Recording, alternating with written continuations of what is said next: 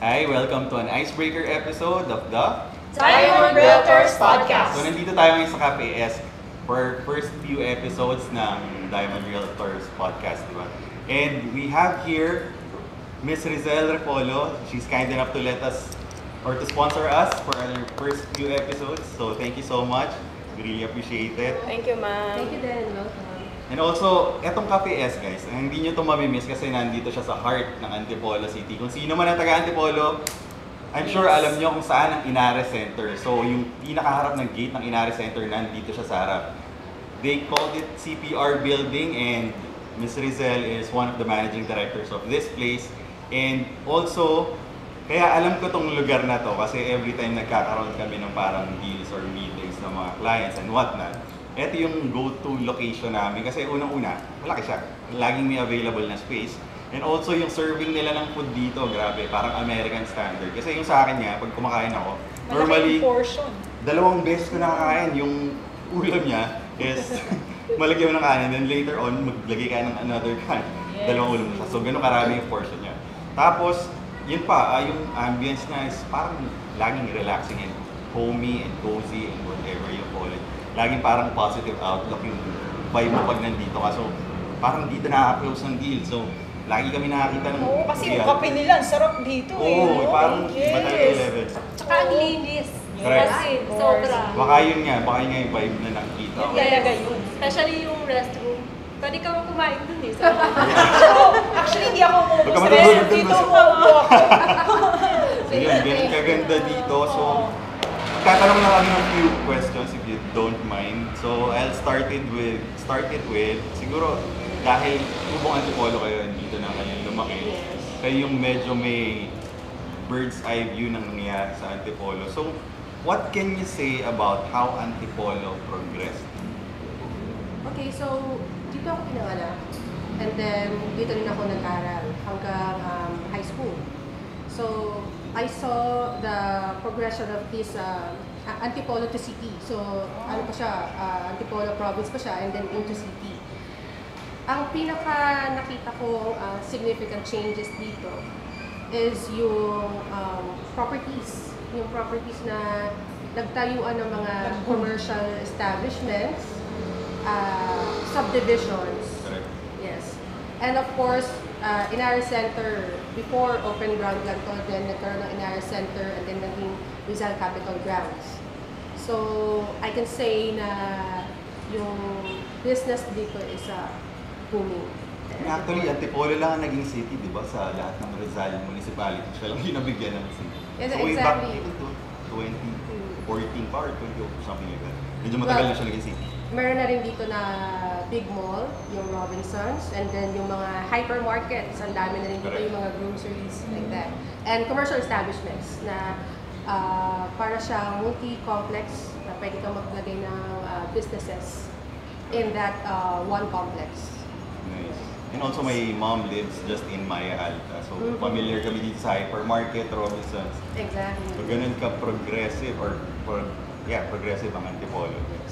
Do you guys have any questions? Ma'am, what type of markets this area attracts?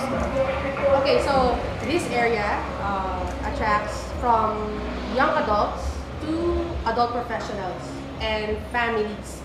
So very wide range. Parang lahat ng generation. Yes, yes. But pretty much, ang nakikita ko talaga dito, young adults to adult professionals. A lot of adult professionals come here to work, lalo na yung uso yung work from home. Yes, ang dami nga dyan, no? Yes. Lahat naka-laptop sila. Exactly. So, very kasi yung vibe eh. You can work talaga dito, napaka-relaxing and peaceful. Yes, yes. And we made it very inviting to all those na gusto mag-work sa cafe. Yun, kaya siya cozy. Yes, yes. So by the way, ma'am, ano yung operating hours na dito? Oo nga kasi, lalo na may mga work from home.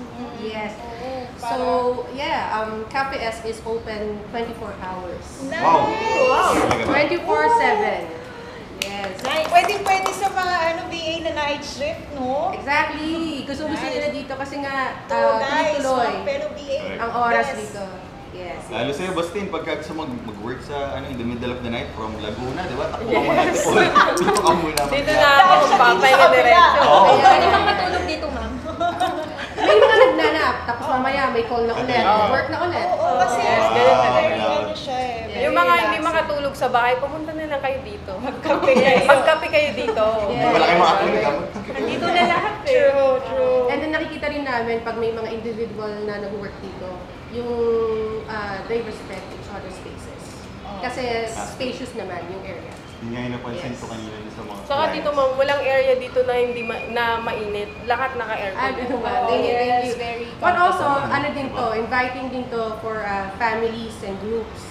Since maraming spaces din for big groups para Parang open ma-enjoy din po nila. kayo sa mga events, di ba? Yes, yes. For events, this one, itong area to, this lounge, pwede siyang i-book for reservations for conference, functions, any function, meetings, events, pwedeng pwede. You mentioned earlier, just this space alone can accommodate mga 30, di ba? Yes, 30 to 50, this space alone. Yes. Very nice. So, ma'am, since we're talking about, inviting yung mga, natin, clients, ganun, meron naman akong tanong, ano yung, insight mo para sa mga investors? Why Antipolo? Why come to Antipolo? Okay, why would I invite investors to Yes. come to Antipolo, diba?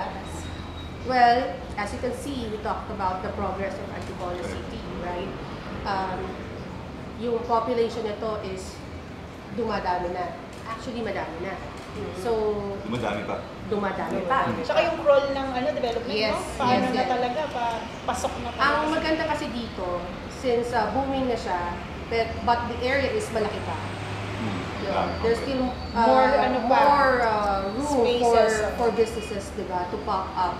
And yung saturated na yung nasa Manila, nasa baba, the businesses umaakyat na dito. Yes. Right? Kasi Antipolo has both the city vibe and also the mountain vibe na Yes, overlooking. exactly. Right. You Yun nga yung get nangyayari sa overlooking mga lagi. OFW May natin. nadaanan kami. Unang tanong nila, meron ka ba sa Antipolo? yung maganda Antipolo view, na yung lang. maganda yung view, Oo, di ba? overlooking talaga. Yes, you get Magandang- both, the best of both Yes, worlds. The yes. city and the, Yes. nature. So parang, exactly, pagka taga Manila ka and you wanna go out of town na mabilis lang puntahan, but the vibe is parang may pagka-nature pa din, go to Antipolo.